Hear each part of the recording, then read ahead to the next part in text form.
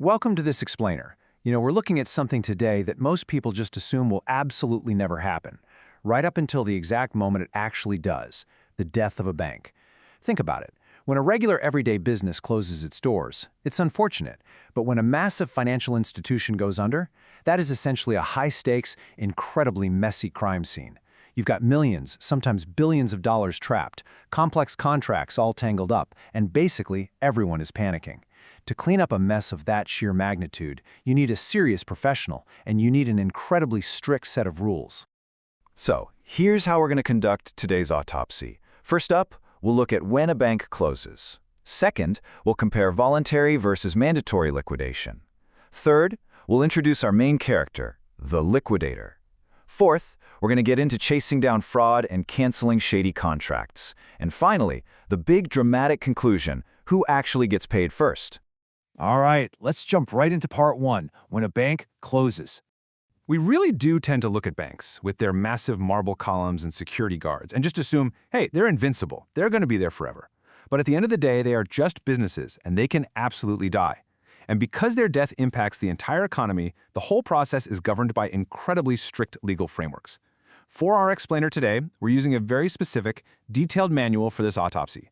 Chapters 11 and 12 of Nepal's Bank and Financial Institution Act of 2017. This legislation gives us a perfect step-by-step look at the anatomy of a financial collapse. Moving on to part two, voluntary versus mandatory liquidation. Okay, let's dive right into this comparison, because there are basically two completely different ways a bank can meet its end. First, you've got voluntary liquidation. Think of this as a peaceful, quiet retirement. The bank's management decides to close up shop, but they are fully capable of paying all their bills. They refund every single depositor, wrap up their affairs neatly, and politely hand their license back to the central bank. But then there's mandatory liquidation. This is the absolute chaos of a forced, court-ordered shutdown. This happens when the bank is in deep trouble, like when it has negative capital, when it's frequently violating the law, and crucially, when it physically just cannot pay its depositors back. Section 79 of the Act actually spells out exactly what triggers this nightmare scenario. A mandatory liquidation is initiated if, say, matured deposits aren't paid on time, or if the capital fund goes negative, or even if the bank's officials are actively obstructing the rights of their own depositors. When these major alarms trip, the central bank steps in, files an application to the court, and just like that, the bank as we know it effectively ceases to exist. Which brings us to part three. Enter the liquidator. So once a mandatory liquidation officially begins, the old bosses are out, period. We need a hero to clean up this disaster, or maybe fixer is a better word. Officially, this person is known as the liquidator. They are a court-appointed insolvency practitioner who is granted ultimate, sweeping authority to take over the failing bank. They are brought in by the court to referee the chaotic collapse of the institution, investigate any potential fraud, sell off whatever assets are left, and figure out how to distribute the remaining funds. And to really emphasize how total this takeover is, listen to this exact phrasing from Section 81, subsection 5 of the Act. The board of directors of such bank or financial institution shall be deemed to have been ipso facto dissolved. Ipso facto dissolved. It is instant. The very moment the liquidator is appointed and steps through those front doors, the old bosses, the executives, the board, they lose absolutely all their power. They are completely dissolved by the sheer fact of the liquidator's arrival. From that exact second on, the liquidator holds massive, unparalleled powers. They take over the office, the books, all the records. They can appoint new employees or fire existing ones on the spot.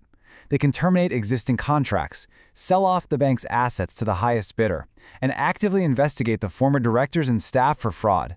They can even initiate brand new legal action on behalf of the dead bank. They essentially become the undisputed ruler of whatever remains. All right, part four, chasing fraud and canceling contracts. Now, the very first job of a liquidator isn't just to start selling off office chairs and computers. It's about stopping the bleeding and hunting for shady deals. The very first step is freezing the crime scene. According to the legal framework, all regular financial transactions are immediately suspended. No more deposits are accepted, absolutely no more lending is allowed, and any external lawsuits currently running against the bank and other courts, instantly halted. Everything is frozen in time so the liquidator can accurately assess the true damage. And the law provides one of the liquidators' absolute coolest powers under Section 83 of the Act. They can actually look backward in time.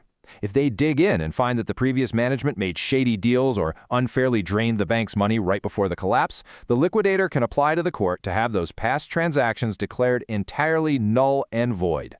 So, how far back can they legally reach? Let's walk backward through time. They can go back 6 months to reverse any preferential transactions, meaning, if the bank secretly paid off a favored buddy right before going under, the liquidator is taking that money right back. They can look back 1 full year to void transactions made with related persons or assets sold at unusually low prices, and they can reach back a staggering 2 full years to entirely nullify any transactions deemed strictly fraudulent. They claw this stolen or unfairly distributed money back into the bank's vault where it belongs. All of this asset selling and aggressive clawing back of funds is done for one reason: to build up a final pot of money, which leads us to the ultimate billion-dollar question.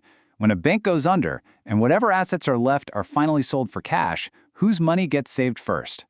Let's find out in our final section, who gets paid first?